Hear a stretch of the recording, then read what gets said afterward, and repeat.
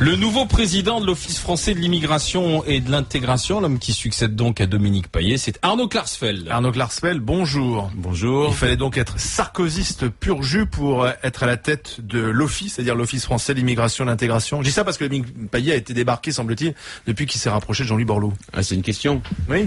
Est-ce qu'il fallait être sarkozyste pur jus? Il faut être en accord, en tous les cas, quand on est à la tête ou à la présidence d'un établissement public, avec la politique qui est menée par le gouvernement.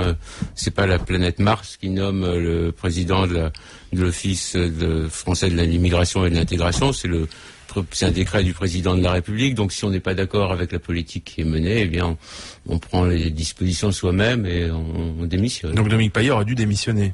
Donc, s'il n'était pas d'accord, il aurait dû démissionner, oui. Ça me semble logique.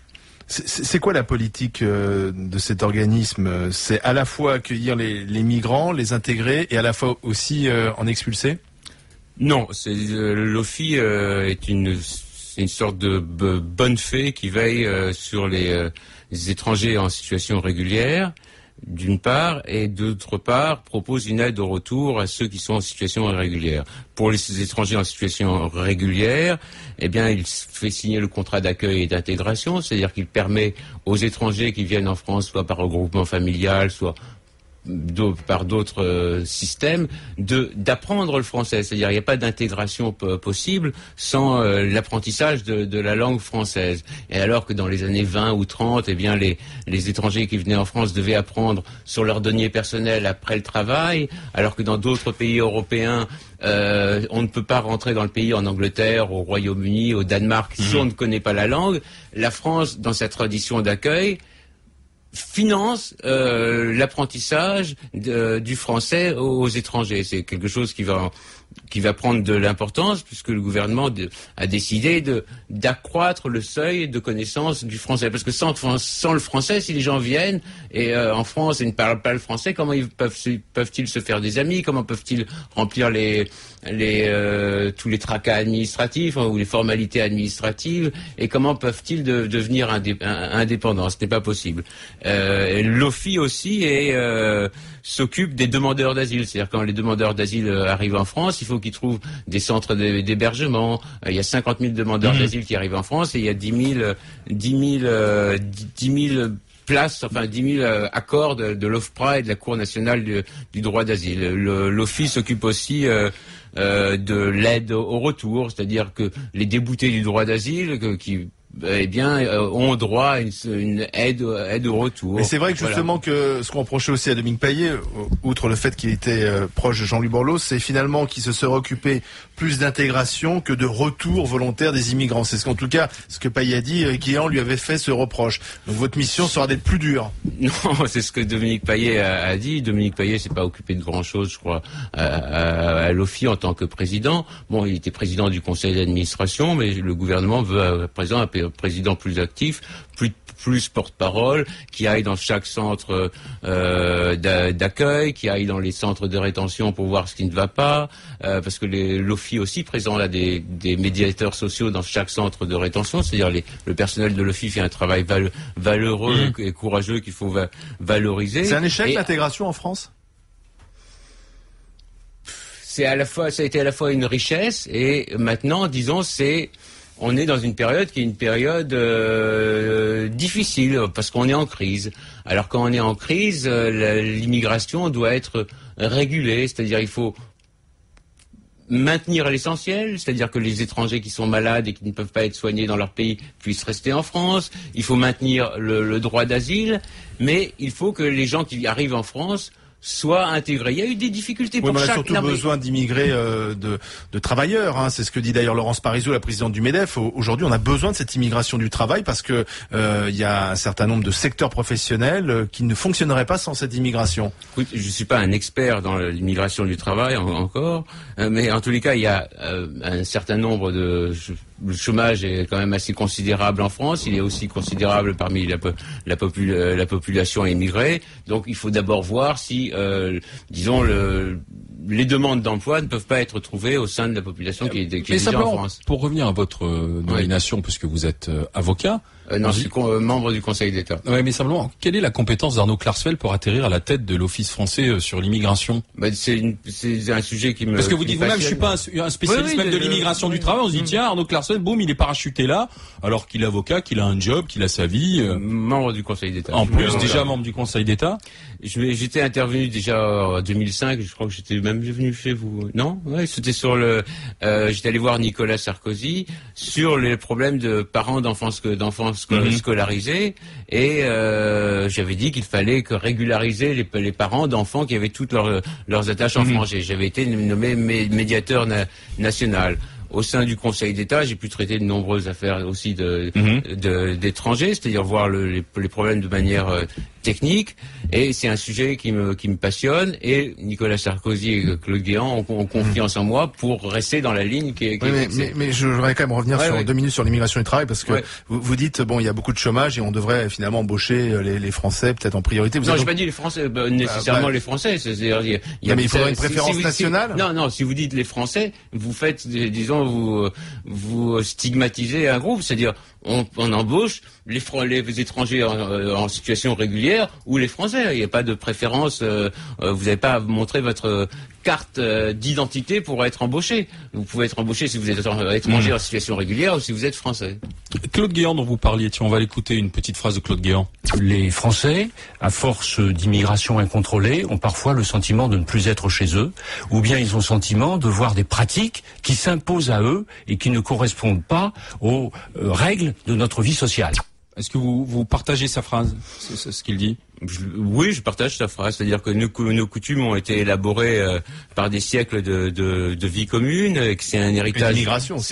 Oui, avec des migrations, mais c'est un héritage global auquel on s'identifie, même s'il se modifie progressivement. C'est-à-dire, l'identité nationale, elle n'est pas figée. Elle n'est pas figée dans le temps. Alors, on a l'impression que si, avec Claude Guéant, puisqu'il dit la France ne ressemble pas à celle que j'ai connue. En gros, c'est ce qu'il nous dit. Non, il dit la France a plusieurs visages. Vous prenez, elle est noire, elle est blanche, elle est bridée. Sauf à l'Assemblée nationale. Elle est plus bronzée. Sauf en politique. Voilà.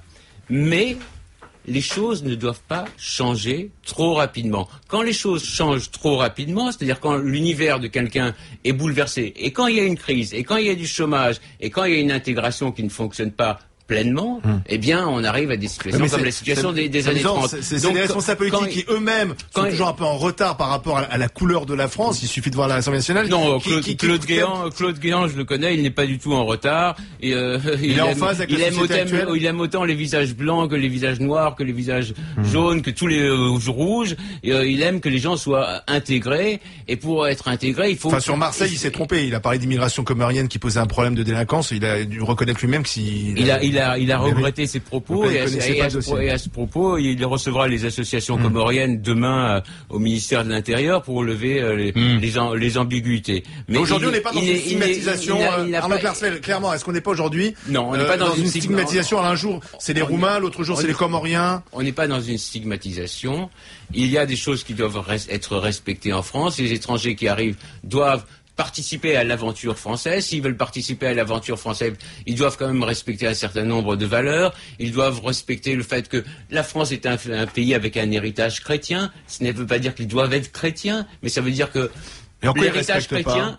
En quoi ça n'est pas respecté aujourd'hui, l'héritage chrétien? J'ai pas dit que ce n'est pas respecté, c'est-à-dire c'est quelque chose qui fait partie de l'identité nationale française. C'est-à-dire dans chaque village, il y a une église, il y a aussi un monument aux morts. Est-ce que c'est remis en cause?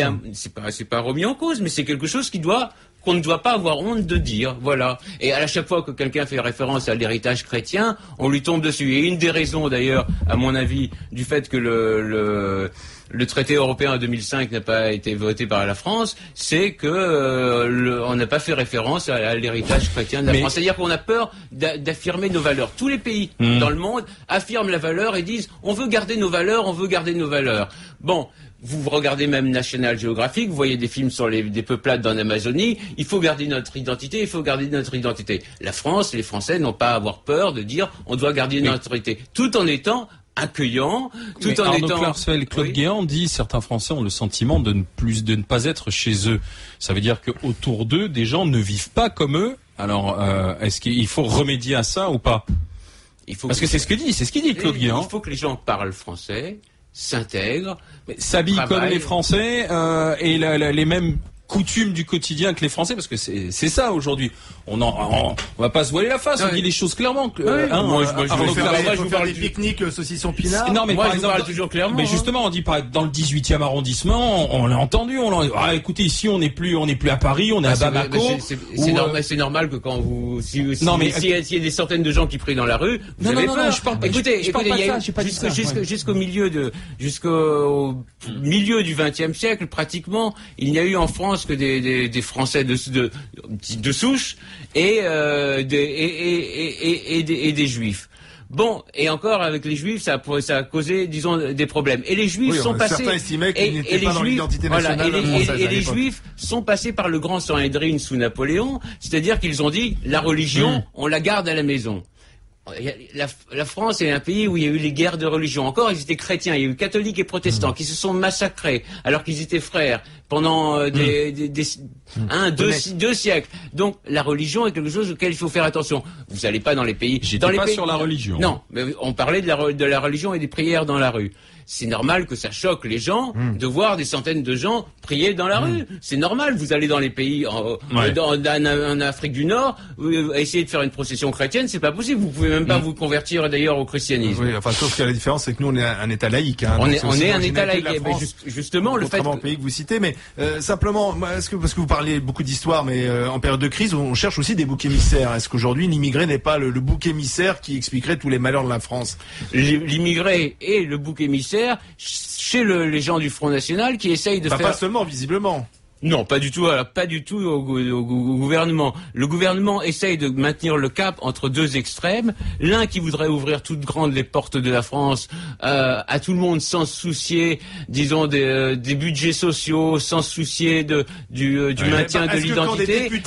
Quand les députés UMP organisent un apéritif saucisson pinard à l'Assemblée nationale, ça vous choque? C'est une provocation? C'est une provocation, oui, c'est une provocation. C'est une provocation, non pas qu'on ne puisse pas manger du saucisson pinard, mais parce que ça fait référence à des manifestations qui ont été organisées par l'extrême droite, où ils servent, disons, du cochon dans les quartiers arabes. Il y a une sorte de provocation, donc d'absence de tact. D'absence de tact, oui, j'entends. Arnaud Klarsfeld va rester avec nous sur MC dans les GG, bien.